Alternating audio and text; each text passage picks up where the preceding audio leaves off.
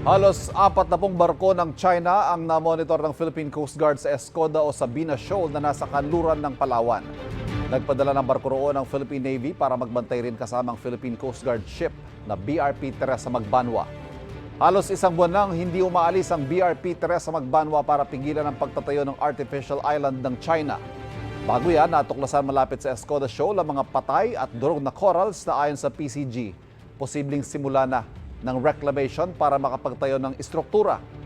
Malaki raw ang epekto sa Pilipinas kapag nakapagtayo ng artificial island at istruktura ang China sa Escoda Shoal. May outpost sila, pwede nila bantayan 24 hours a day yung reed bank. The reed bank is rich in gas. Ang estimate natin, 2 to 3 times larger than Malampaya. Yung Malampaya, supplied us for about 25 years with gas. Yung gas dyan, 2 to 3 times larger.